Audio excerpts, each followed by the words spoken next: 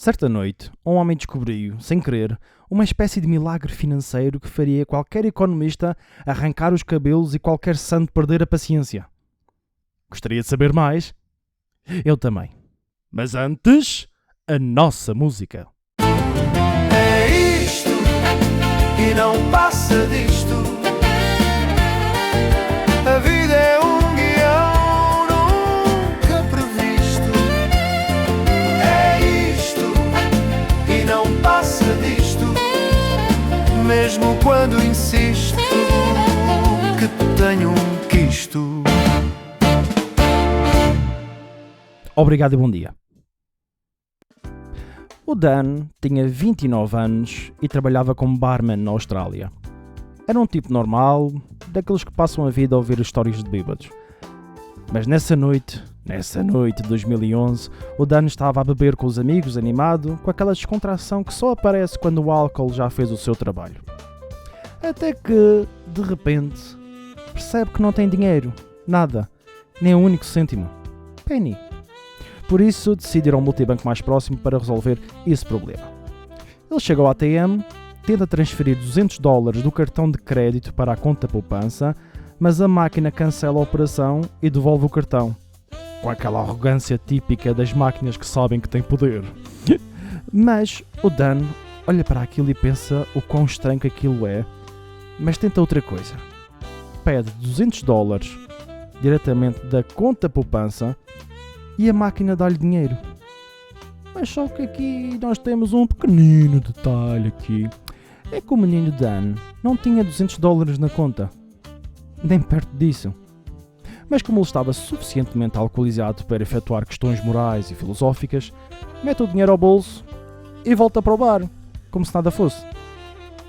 Horas depois, já a caminho de casa, passa novamente pelo ATM e aí surge aquele pensamento perigoso que muda vidas. Um pequenino pensamento que vem à nossa mente que é: e se isto funcionar outra vez? Desculpem, e se isto funcionar outra vez?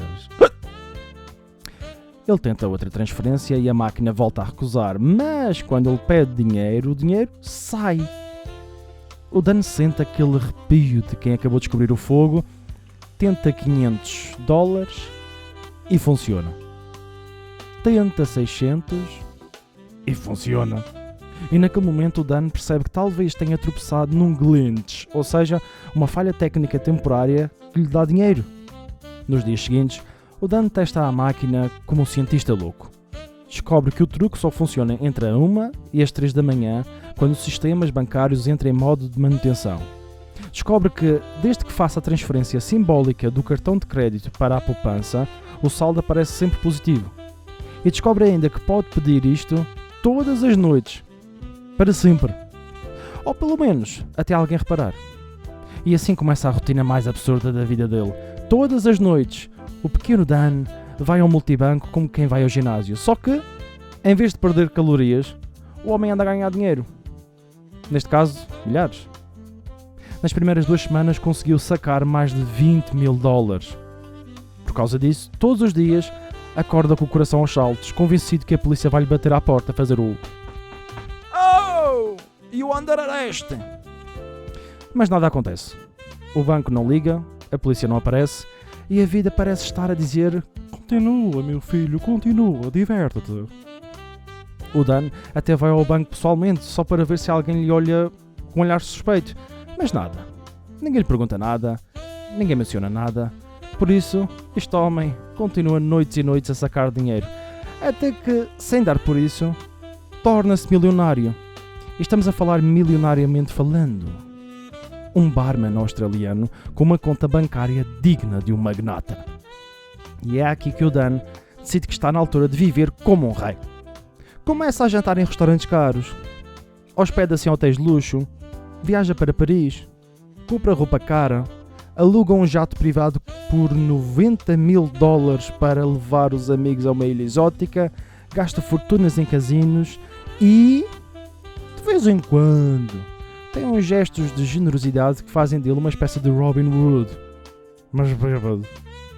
Ele dá gorjetas absurdas, paga hotéis para pessoas sem abrigo e sente-se invencível. Mas há aqui um problema. O Dan nunca tinha feito nada ilegal na vida, nem uma multa de estacionamento. E a consciência dele começa a corroer-lhe o cérebro. A paranoia instala-se de tal forma que todos os dias ele acorda com medo, pensa que vai ser apanhado, tem pesadelos de equipas de intervenção a arrombar-lhe a porta, a dizer aquela palavra, não é? You under arrest! E, cada vez que o telefone toca, ele sente o estômago a cair. E quando o banco liga, é apenas para confirmar transações normais. Nada sobre aquele glitch, nada sobre o dinheiro e nada sobre o facto de ele estar a viver que nem um lord ou um príncipe das Arábias. O Dan simplesmente quer paz, quer dormir sem suar e quer deixar de olhar para cada carro estacionado como se fosse uma vigilância policial. Por isso, depois de 4 meses a viver que nem um magnata, o Dan desiste e decide confessar. Ele liga ao banco e explica tudo. Tudo.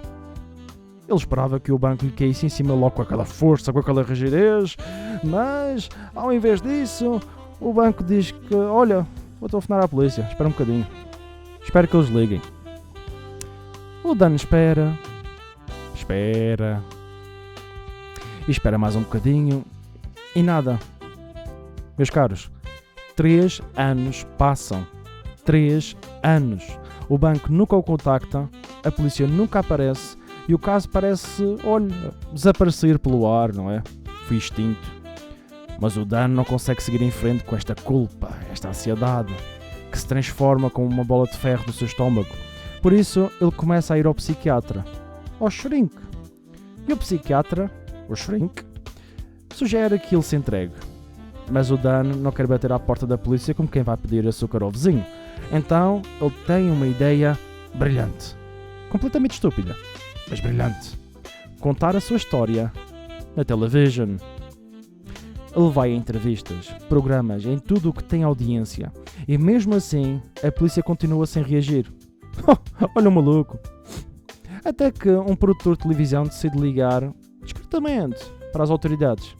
A dizer mais ou menos isto. Olhem pessoal, convém vocês verem isto. Não sei se isto é da vossa competência. A polícia descobre que o banco nunca reportou nada. Nunca abriu uma investigação interna. Ou seja, nunca fizeram coisa alguma.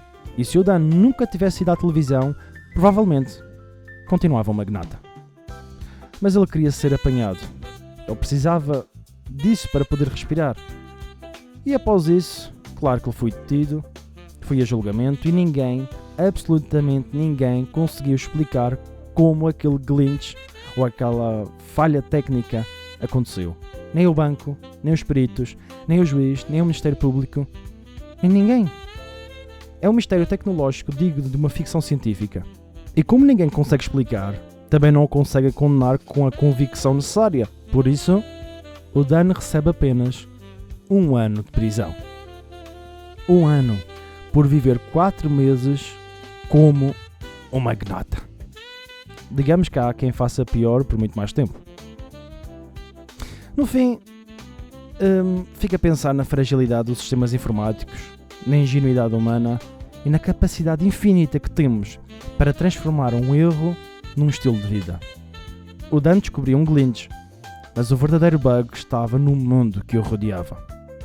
E a moral da história é simples. Se um multibanco te começa a dar dinheiro que não tens, pensa 2 vezes antes de aceitar. Ou pelo menos leva um saco maior. Por acaso, preciso de ir ao banco. Até logo. É isto e não passa disto. A vida é um guião nunca previsto. É isto e não passa disto.